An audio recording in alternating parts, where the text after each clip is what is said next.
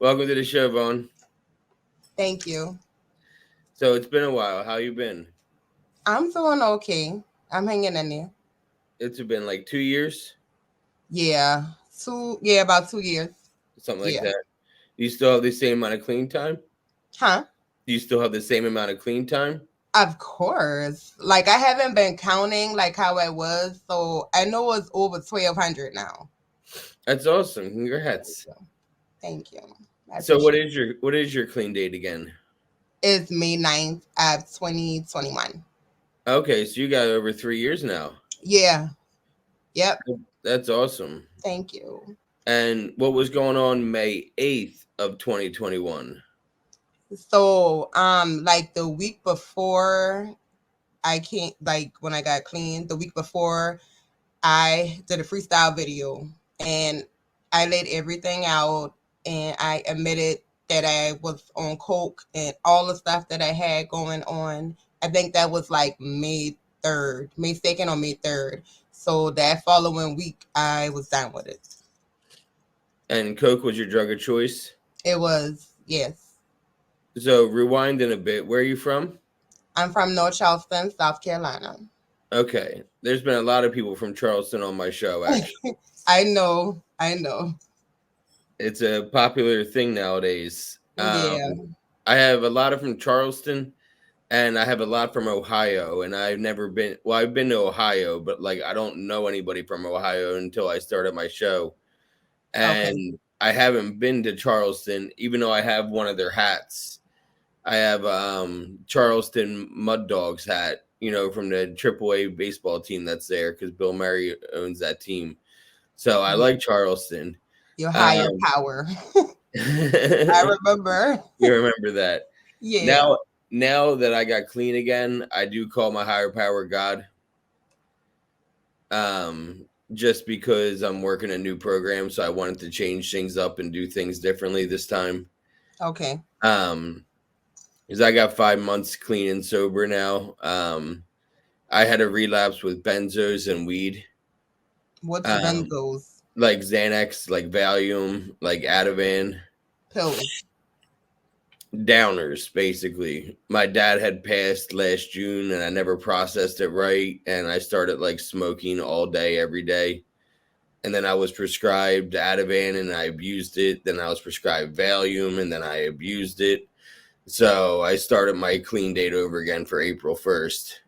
Wow. But I still haven't had a drink in over 4.5 years, and I haven't touched an opiate, which is my drug of choice, in 6 years. Great. That's So real good. yeah, so I mean, I still have some victories and some things that I count. You know what I mean? Besides my new clean date of April 1st. So you're from Charleston, born and raised there? Yes. Okay. And how old were you? What did you discover first, alcohol or drugs? I started drugs first. Like I started smoking weed when I was 19.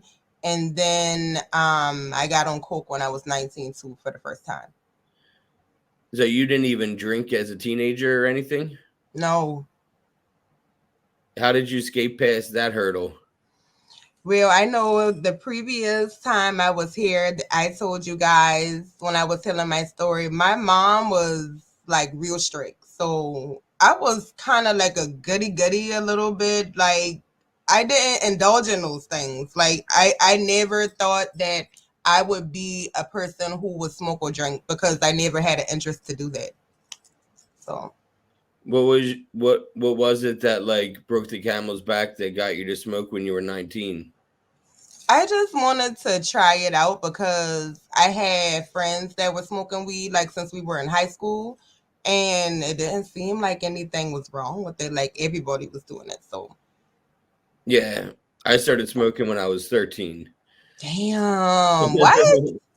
13? What Yeah, the hell? That's young as hell. and I started drinking at 11. What?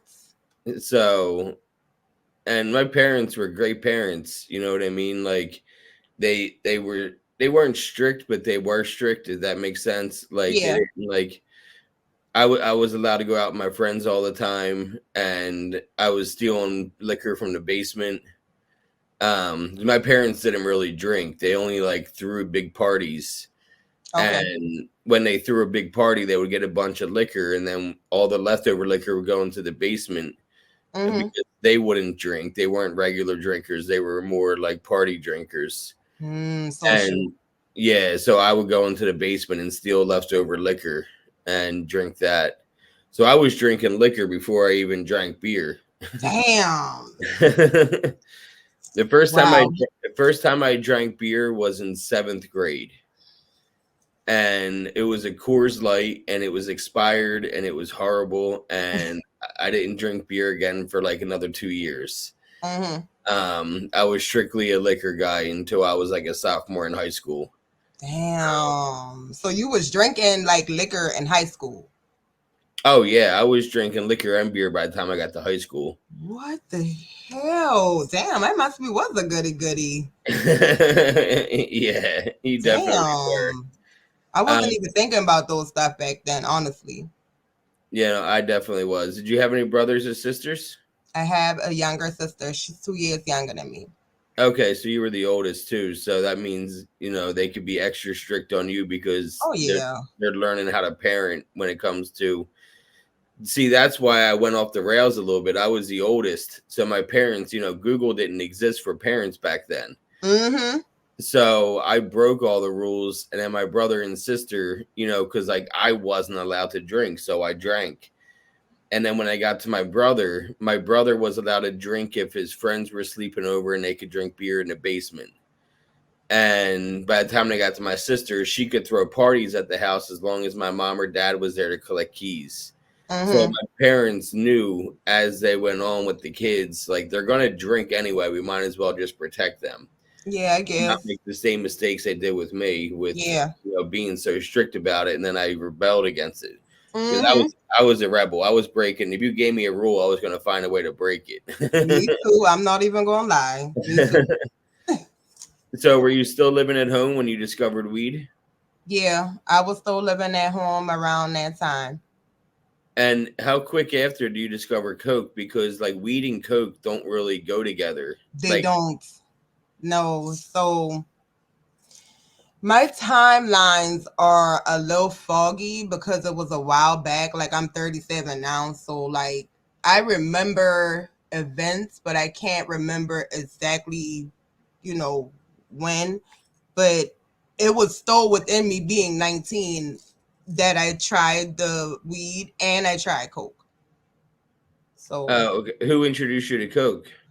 So I went to a friend's house at the time because I had a flat tire and she was trying to calm me down because I was scared. I had my boyfriend at the time was at my mom's house. Like I left him in the house. My mom was at work and I had got a flat tire. I didn't have a spare or anything. So I was panicking, like, what am I going to do? And that was her way to calm me down. Like she showed me what to do. Like she put it to my nose. She told me to sniff. And I didn't feel anything initially. Like I did 2 1-on-1s, but I don't think I felt anything until like later on that day when I got back to the house. I remembered that the boyfriend I was dealing with, he would do the weed and the coke here and there. He had left a small bag in my drawer. And so I remember that. So when I got back to the house, I told him to leave because I think it was like an hour before my mom came home or something. And so I was able to experience that by myself. Like I remembered that she showed me to put it to my nose to sniff each nostril. And so that's what I did. And then when I did it that time, that's when I felt it. Like I felt indescribable happiness. Did you ever get into drinking too, or have you always like not got into drinking? I never really been a heavy drinker until now, but I didn't drink my first beer until I was like 23.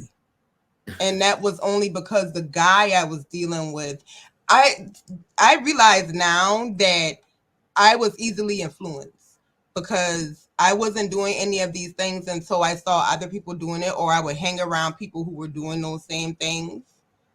And so he was drinking beer. So I would ask him, can I try it? And then I just started drinking after that. Do you still drink? Yes, I Like do. like a lot?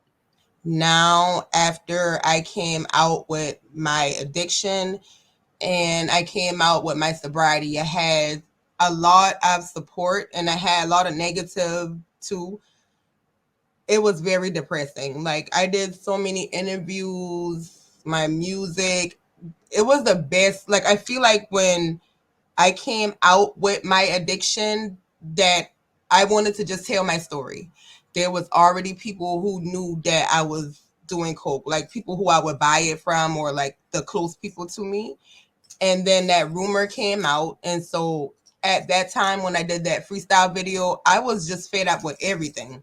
And I didn't care about admitting that I was on coke at that time because honestly, it was like a cry for help a little bit. Yeah.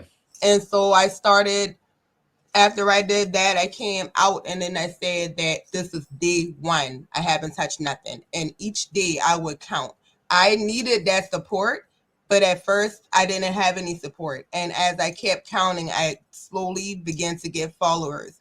I slowly began doing these public speakings. I'm doing these interviews. I'm doing so many different things. And it's like all these blessings are coming. And I don't really know how to handle it. I feel kind of overwhelmed.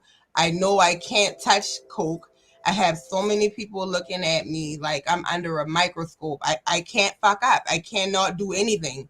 And I've always smoked weed. So I can't, that's like when, even when I was smoking weed, they're like, oh, well, didn't you say you're clean? You're not supposed to do that.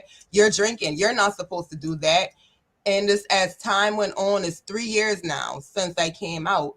And now I have turned into a functioning alcoholic because it got to the point that I just couldn't handle the scrutiny, being under a microscope, being judged, people saying things to me all the time. Like the popularity, it just became depressing. Yeah. Yeah. I could see that.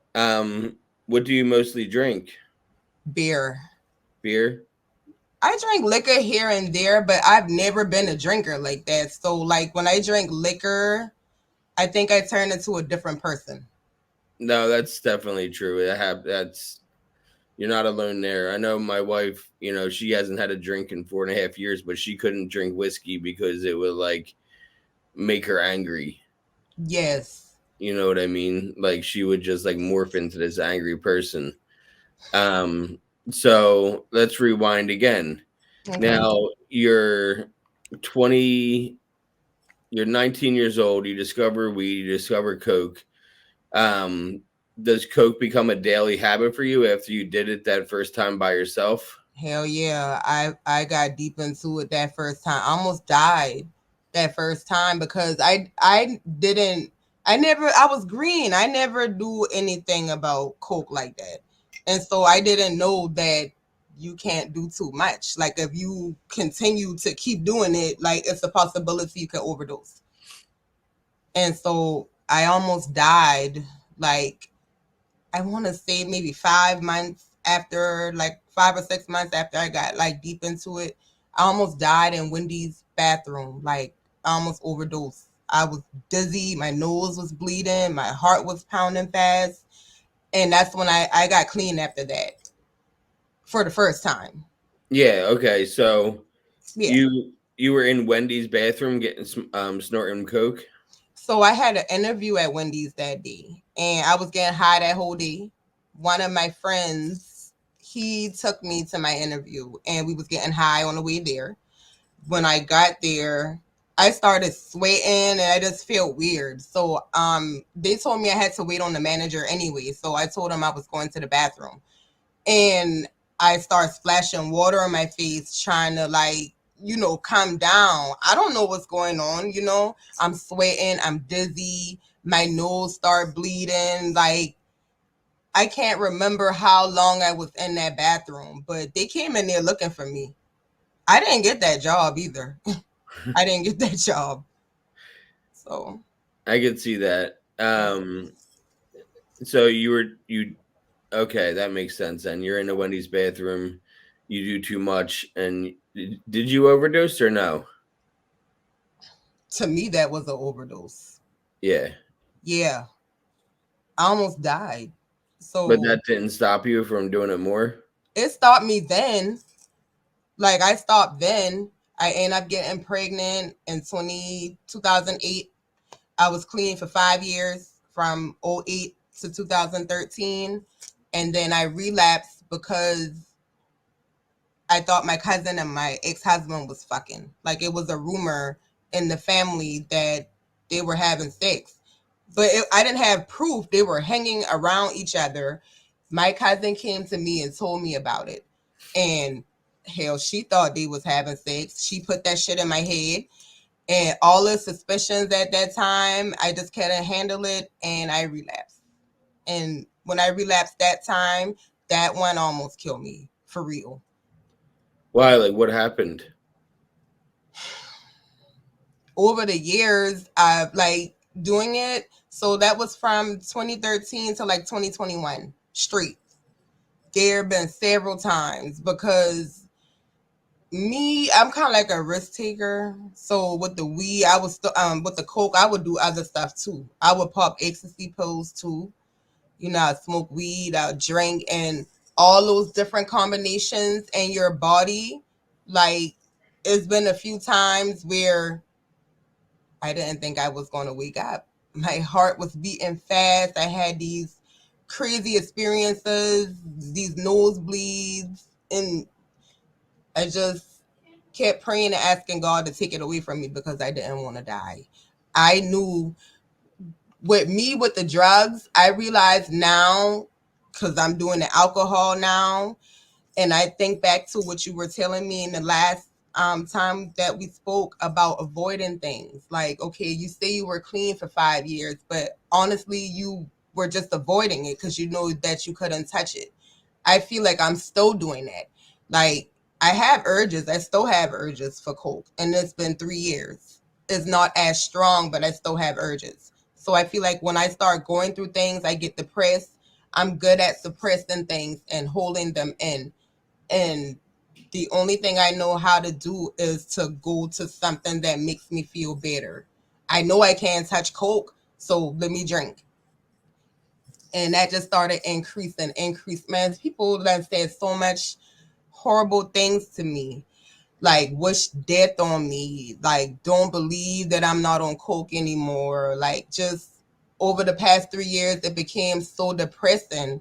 I can't go nowhere without somebody recognizing me. And sometimes it's positive. You know, I still help people to this day, even though I don't tell my fans that, hey, I'm going through this with my alcohol. I'm depressed. I have really turned into an alcoholic now. I don't want to tell them that because I already feel like I'm being judged so hard. Like I can't do anything. I can't make a mistake. And so I feel like that dark place, I just don't know how to get out of it. And even the drinking is not even helping it, to be honest. Yeah, drinking's a depressant. You Yeah. know what I mean? Drinking is not going to give you the dopamine that's going to help you see clearly. It's going to make things even worse. That's why I quit drinking 4.5 years ago because it was not helping my clean time. You know what I mean? Like every time I drank, I thought about opioids.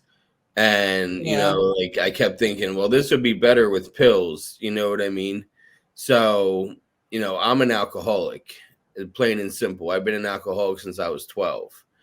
Um, so, and and we're the same age. I'm 37. Well, I'll be 38 September 29th. Okay. Happy early So, birthday. what's that? Happy early birthday. Because the Thank last you. time I was on your show, I think my birthday was the upcoming week or something. That's so cool. Yeah. So, we're the same age. Yeah. And, when I was 34, I had decided I had enough with drinking.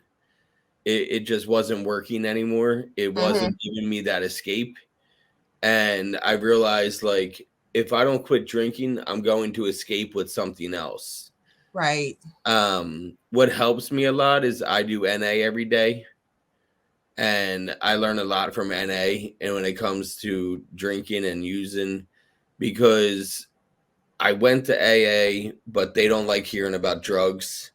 They only want to hear about your problems with alcohol and your Okay. and how it relates to alcohol. But NA, you can talk about drugs and alcohol. Mm-hmm. Um, Literally in the literature of NA, it says alcohol is a drug, period. So you can talk about alcohol in NA, you can talk about drugs in NA.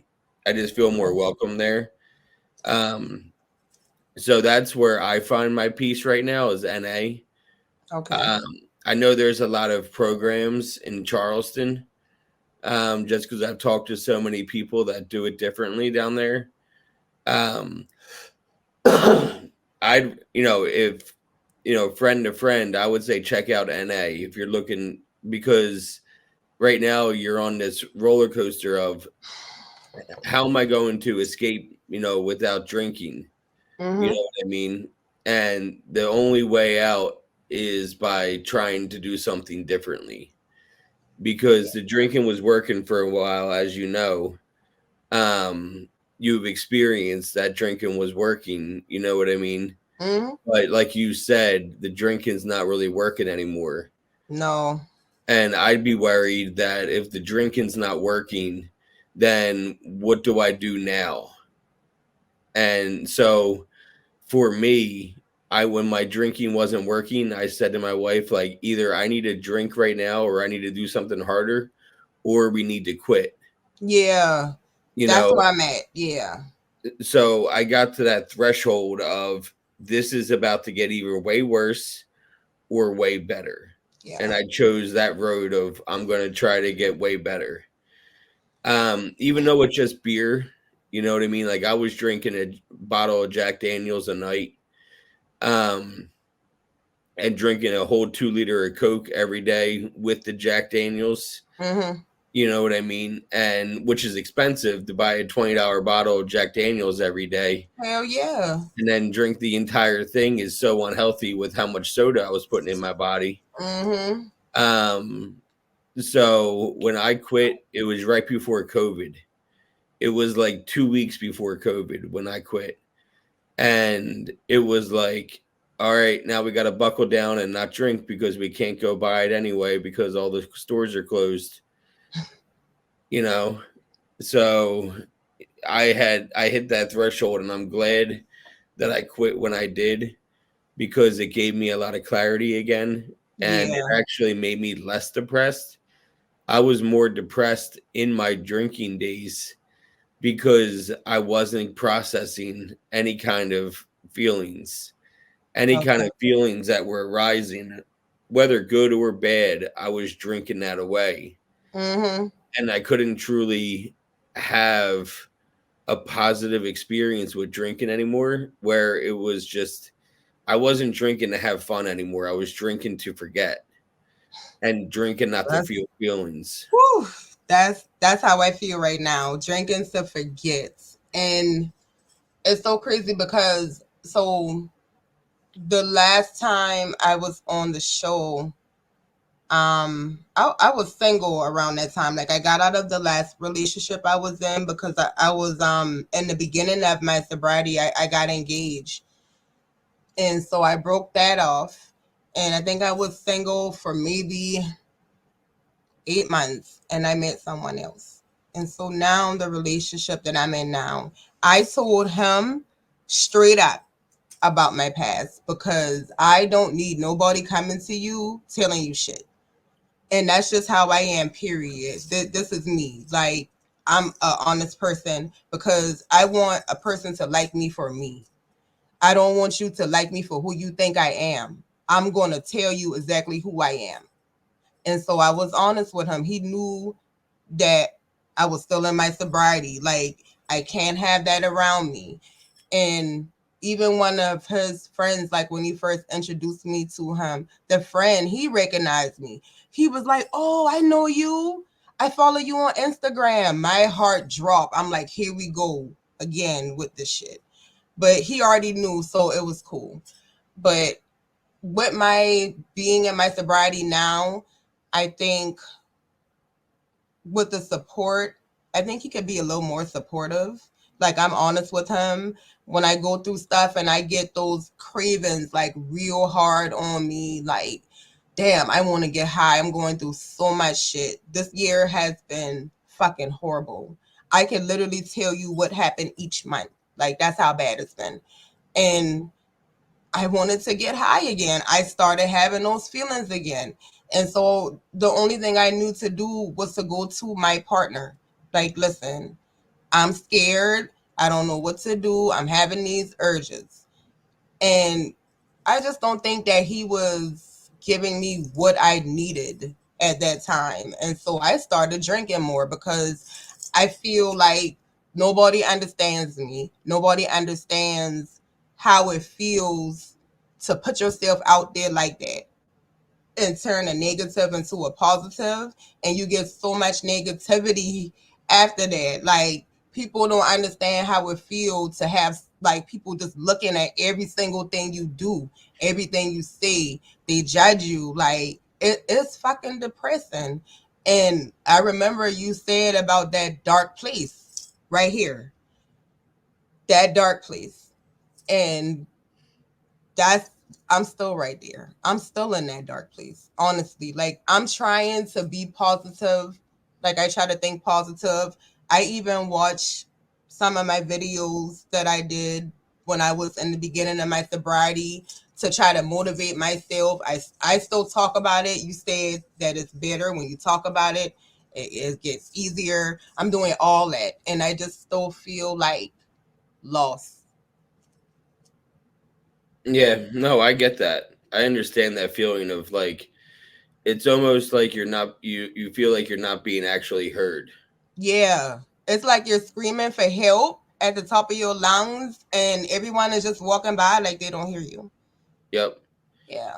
No, I know that feeling. Have you ever tried meetings or no? No, you should know me by now that I'm very stubborn. I do everything cold turkey. Yeah. Well, Yeah. the problem is when you go cold turkey is you never actually look at the underlying issue of the why. You know what I mean? Like I hate to say it, but it's almost easier to stop than it is to go into a program and learn a different way. Yeah. Um, because you're never really truly processing your past. Like Mm-hmm. you said, you turn to drinking more to suppress the feelings that you were having before when you were doing coke. I'm doing the same thing again. Exactly. Suppressing shit, avoiding shit, like just pushing it all away. I stabbed somebody.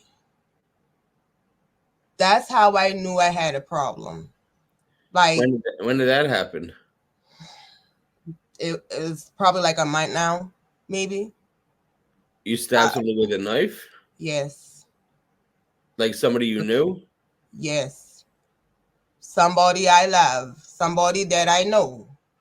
And at that point, I'm like, I call my mom the next day. I'm like, I gotta do something. I need somebody to help me. Like, y'all not hearing me. Like, I have so much anger inside me. I have so much hurt inside me. I avoid shit. Like, that's all I know how to do is avoid and suppress. That's all I know how to do because I feel like nobody understands me. I feel like when I talk about my feelings that it's always invalidated or it's not validated, if that was the right word. Like, No, it I makes don't sense. feel heard ever. Yeah, No, yeah. so yeah, Well, so I hear you. I hear you loud and clear, and I know that you're struggling. thank Where you. did you stab them? In the arm. Oh, okay. Thank God, but it was blood, man. It I was scared as hell. Like, how did I get to the point that I'm so angry and so hurt and so frustrated to the point that I grab a weapon and I hurt somebody that I love? Yeah. I could have lost every goddamn thing that I worked so hard for. I'm working at MUSC now. It took me 4 tries to get this job. I applied 4 times. It took 4 times and I finally got it. So it was like all these blessings that have came to me since I got clean. I try to focus on that and not the negative things that have came along with it. Like, I be regretting that shit sometimes, man. Like, why the fuck did you even? I feel like I had to tell my story though. Like, fuck that. If there's people talking about me about something, then I feel that I should be the person to clarify it. Like, and at the same time, I feel like I wanted to help other people too that was going through that. No, and I So appreciate your honesty. You're not on here trying to hide anything. You're being completely honest about where you're at in your program yeah, and where you're at in your recovery. Um, you know, you've been clean from coke for like 1,200 days, like you said, and that's a victory. yeah. But it's all about taking positive steps and not steps backwards. Mm-hmm. And I think you're at the point where you need to either drink daily or not drink at all. Those two avenues. One different way to keep going or a different way to stop that too, because like you said, you stabbed somebody. I did. And So that's were you drunk? I never think I'm drunk. Honestly, I don't care how much I drink. I still don't think I'm drunk. Not on beer, but I probably was. I had to be. I wasn't in my right mind. I would never do that. Me, I would never do that. But I snapped. I snapped. And I see why, not justifying things that people do, but I understand why people fucking snap. Like, oh my God, I didn't mean to do that. I wasn't thinking. It happened so fast. Like, I understand that now. Like, I even tried. Now, check this out. I tried to get help. Okay. I have been in therapy for over a year. I'm not in therapy currently, but I was in therapy last year, right? I went to my therapist last August, and she knows all about the drinking. She knows about my past addiction, all that shit. I think she told me I'm bipolar too. So So am I. yeah, she told me I'm bipolar, which that shit runs in my family. So whatever. Okay. Like, I wanted them to put me on some medicine for the bipolar, like, the mood swings. I have insomnia, and I wanted to stop drinking. But I was getting ready to start this job that I'm working now. Like, it was a week or two away. They wanted to put me in the hospital because they said that I would have to do inpatient so that they can monitor me. And I can't do that because I have life. I can't, go into the hospital. So they gave me 3 different medicines, right? I took the medicine and I wrecked my damn truck that night because I started hallucinating. I threw up all over myself. Like, whatever those medicines. Now, after that happened, now I don't even trust therapists now because they already know the history that I have, with drugs and all that stuff, and they know what's going on. They know I was currently drinking too. And so I feel like they didn't like do all their research, or they didn't wait. They just gave me something just to get me out their face. I wrecked my damn truck that night. I called 911 twice. Like, it was bad. And me and my partner, we had to go to the ER. Like, I was out of my element. Like, it was so bad. I don't even remember what it was that they gave me. Like, the nurses at the ER, they asked me what the medicine was, and I told them because my partner didn't even know that I took it. He didn't know until I started acting crazy. Like, what the hell did you take? What's wrong? I'm like, call 911. Like, call 911. And oh my God, it was bad. It Was was that bad. a psychiatrist? That was a psychiatrist because therapists. I love therapy, personally. But the difference between a therapist and a therapist can't prescribe anything or can't diagnose someone, but a psychiatrist, that's their job is to diagnose and to prescribe. Yeah. So I wonder if he gave you naltrexone in order to curb your drinking. It was something that started with the N. My therapist brought me in the room with the real doctor, I guess the psychiatrist you were saying, Yeah. that can actually prescribe the medicine. Yeah, they gave me three different medicines. I asked them, I ask a lot of questions. I always ask questions because I need to understand what the hell I'm about to take. And I already told you that I drink. So is it okay that I take this even though I've already been drinking? Yes, yes, yes. I take the medicine and I have a bad reaction, like bad. I'm talking about I was in the ER screaming and hollering, and the person I'm with is sitting there the whole time, trying to be supportive to me, but who knows what he was thinking, like. And then we had to come home. We lived together. We've been together since we met. So it's been almost 3 years, like that long. We had to come home. And I'm flopping around the bed. I'm flailing. I'm crying. It was bad. It was bad. I'll Yeah. never do that again. So, have you ever heard of tapering? Yes, So you could always try tapering. Whereas, say you drink 12 beers a day, a 12 pack a I day. do. Yes, a 12 pack. Tomorrow, drink 8. For the next week, just drink 8 beers a day. Yeah, I've been tapering down now. I have been tapering down. I Okay. have. Yeah, Because I have. that'll help with the withdrawals. Okay. You're less likely to withdraw if you taper yourself down where you drink a little bit less each day. You Okay. know what I mean? And then once you get down to like 2 beers a day, your body will be able to not help you with your body won't go into withdrawals if for the Okay. past week you just been drinking 2 a day instead of 12 a day.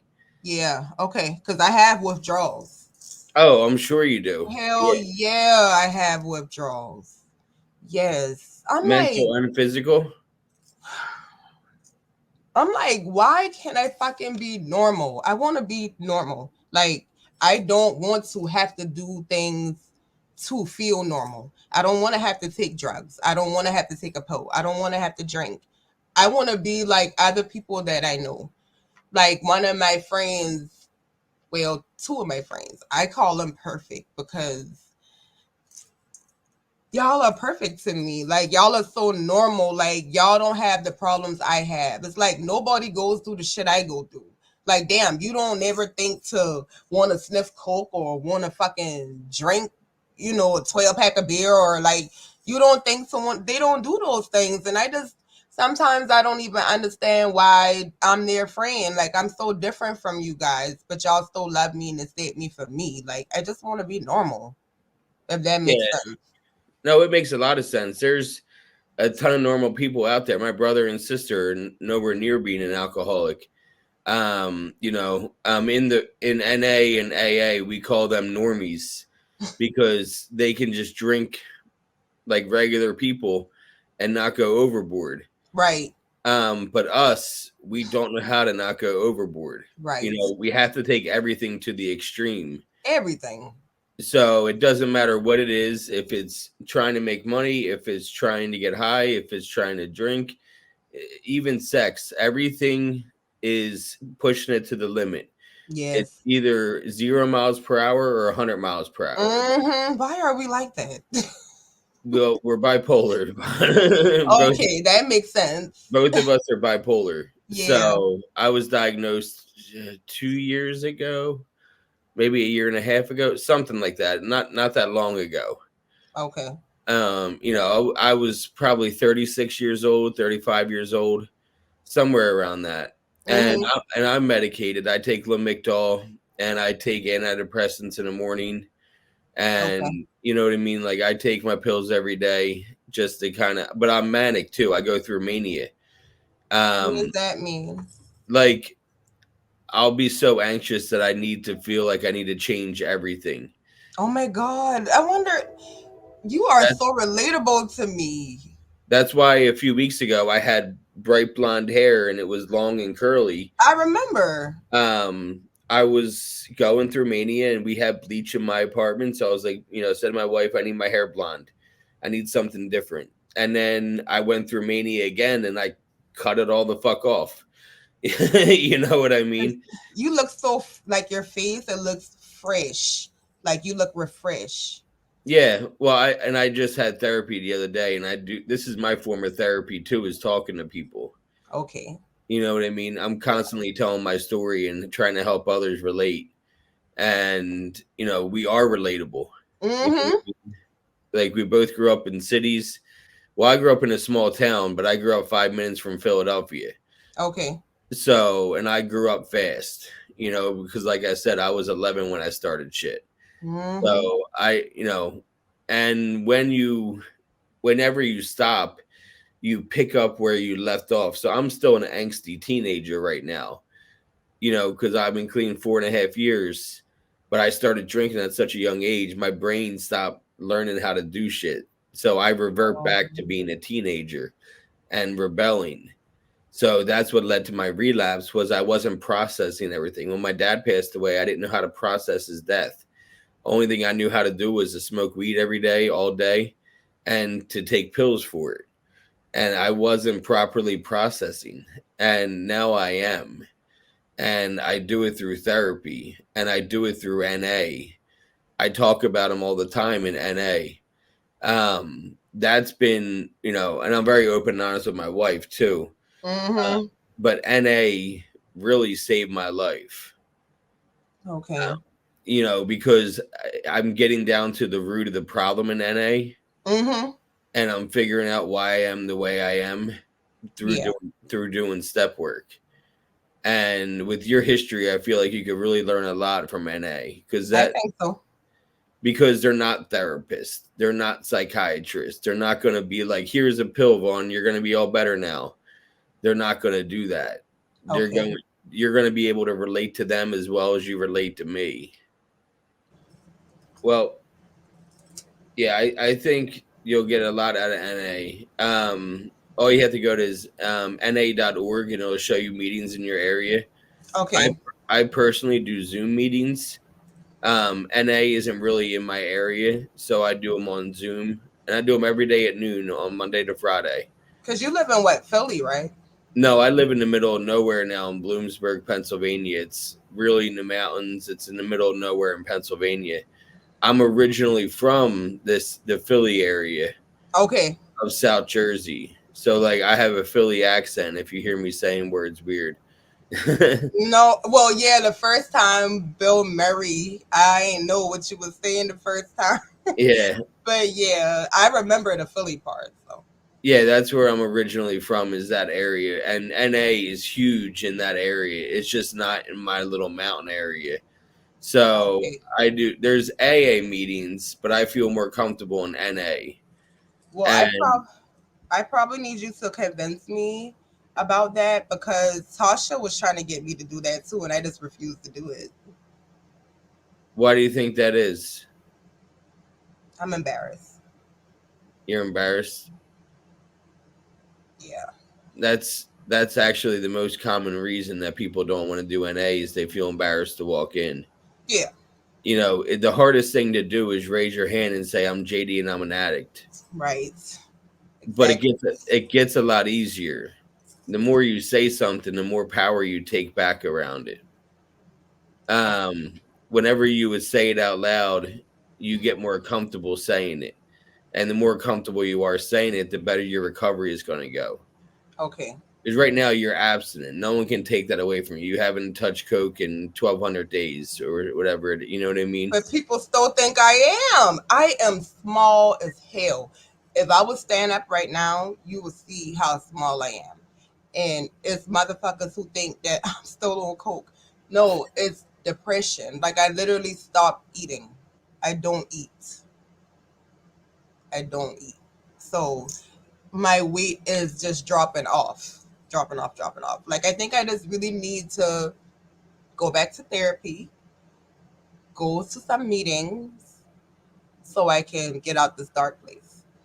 Yeah. And I think when you're sitting in that room, just like how you relate to me and saying we're so relatable, if you're sitting in a meeting, I guarantee 100% guarantee, no bullshit. Someone's going to share in a meeting and you're going to say, holy shit, that's me. Yeah, I mean, I believe that. Yeah, I believe that. you're going to relate so much because I've done 200 of these, you know what I Mm-hmm. mean? And every person I talk to, I relate with. And I'm talking people that are completely abstinent from all drugs. Some people were even drinking while on my show because they're trying to taper and they were nervous, so they drank while on the show. You name it, and I've seen it. You know what I mean? You name it, and I've seen it. Yeah. So I think that you're going to be able to relate to a lot of people. It's easy to relate out, but it's even easier to relate in. And what I mean by that is the first time I went to NA in 2013, I didn't want to be there. I was going Mm-hmm. because my parents asked me to go. And I'm sitting in a meeting and somebody is sharing about their story and they said they're the youngest of three. Mm-hmm. And I in my head was like, well, we're nothing alike because I'm the Because you're oldest, the oldest, right? not the youngest. So me and him have nothing in common. And I completely stopped listening to what he was saying. I was relating out. And then when I went to a meeting 6 years later or 5 years later again, and I wanted to be there, I was finding ways to relate to everybody. If they said they did pills, and no matter what their story was, I was relating to them. Or saying that drank alcohol, I'm like, well, that's me. I drank alcohol, and I was completely relating to them no matter what they were saying. Mm-hmm. I was relating in. And it's important to know the difference to relate out and relate in when you're in a meeting, because the more you relate in, the more you're going to get out of the program. Okay. The more you're going to learn, the more you're going to learn about yourself. It's like going to free therapy. You pick a sponsor and you pick somebody you trust as a sponsor, and you don't pay them a fee to, you know what I mean? Like therapy costs money. Yeah. You Hell don't yeah. have, you don't have to pay any kind of co-pays to have a sponsor, and that sponsor is going to be able to help you out because you're a late bloomer. You're somebody Mm-hmm. that discover things at an older age. Yeah. So you never learned about it as a young person. So, you started drinking at 23. That's Mm-hmm. only 14 years. Yeah. I drank alcoholically for 19 years, 22 years, something like that. Hell. So, and I wish I could have got out of it at 15 years, at 10 years. Yeah. I would be a much better person to myself right now because I'm depressed all the time. I completely get it. Really? Yeah, that's why I take so much medicine. You Yeah. know what I mean? That's why I go through the steps in NA, because I can learn about why I'm depressed. I can learn about how I can change things. Right. So I think you would get a lot out of it, and you would actually learn a lot about yourself and feel a lot better too. You've told me that before. I need to learn how to listen. Seriously, I'm stubborn as hell. I always want to just do shit myself. Like, no, I'll do it my way. I'll do it my way. Because I feel like I'm a strong person. Right now, I don't really feel as strong as I was before. Like, I look at my old videos and I'm just like, I cry. I want to be that person again. Like, in 2021, when I got in my sobriety, I felt like Superwoman. I feel like I was on top of the world. And it's so many people who can't beat that addiction. Like, that shit was hard. And like I said, I still go through the withdrawals, even still to this day, here and there. Like if I go through something, triggers, then I'll, think about getting high. It's been times like my grandmother just passed, and I haven't been able to grieve her death. I got into a fight with my aunt, a physical fight. So that's two fights since I've been on the show the last time. That it involves me drinking.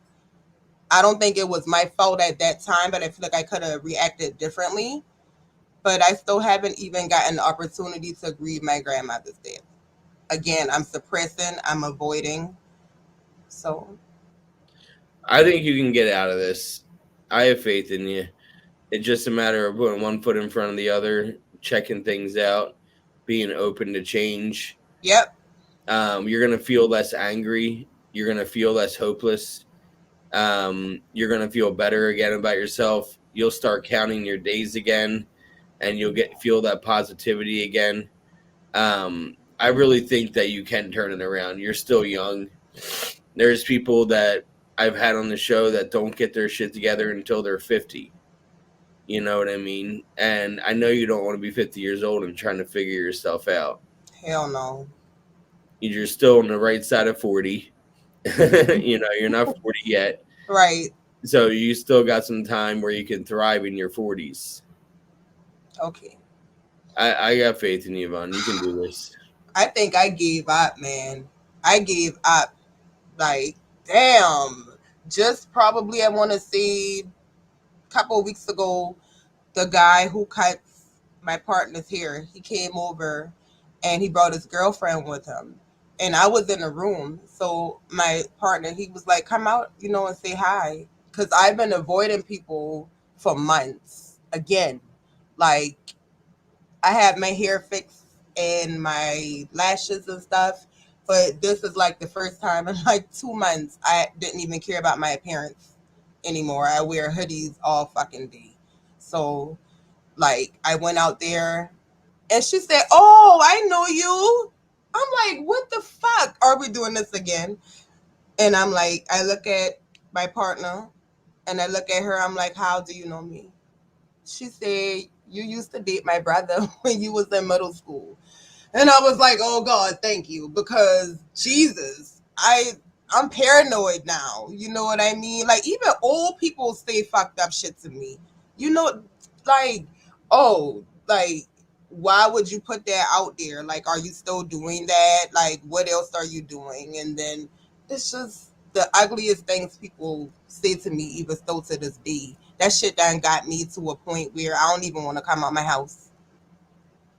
But I'm going to get back to Vaughn. Trust me, I'm very strong. I've been through a lot. And when I face challenges, I face them head on. Good. So I know I can do it. I I just think got you to can. pull myself out this dark space. I don't know how to do that. And I think the next time you come on my show, you're going to be better. You're going to Okay. feel better. You're going to feel better about yourself. You're going to have your confidence back. You're going to be able to go without wearing a hoodie all day, every day. Yeah. You know what I mean? You're going to feel better. You're going to start eating right again and you're going to feel yourself. I think if you do check out a meeting, you're going to message me saying, "Oh my God, that was amazing." You You know know what I'm I going to mean? message you. Yeah. I think I'm I, going to try. I think that you would get so much out of it, that you're gonna feel so much better. Because, man, I can't tell you how good I feel after every meeting I go to. Really? Yeah, yep, I do. I find people that and even if like, do you work certain hours of the day? Yeah, I work from 8 to 4:30 Monday through Friday, but I work from home, so it's all good. I can Yeah, do Zoom meetings too. yeah. There's plenty of Zoom meetings. There's Zoom meetings every hour of the day.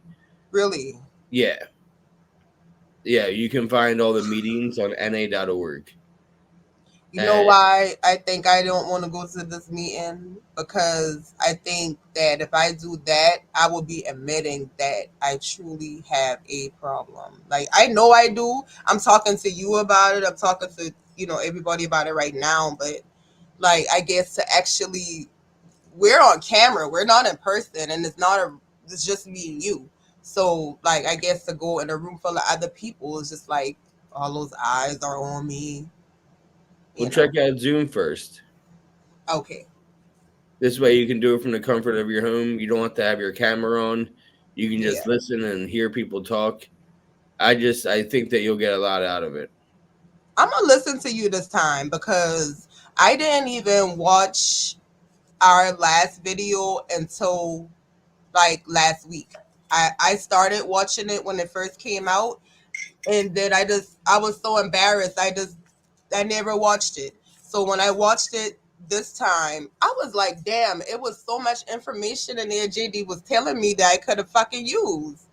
And I didn't even watch it. So I know that you have wonderful tips that can help me and I appreciate that. No problem, man. I Thanks. I appreciate you coming back on and being so honest. It's hard to be completely honest. It's hard to check in with yourself where you're at. Yeah. You know what I mean? So I appreciate you coming on. It's not like you sat here and were like, "Nope, I haven't drank still in 3 years." You know, That you're would be a completely. lie. Yeah, exactly. So I'm glad you were as honest as you're being. Thank you. And I think when you come back for round 3, you're going to be even better than ever. All right. All right. That sounds good to me. All right. Have a great weekend. You too. Thank you. Bye. Bye.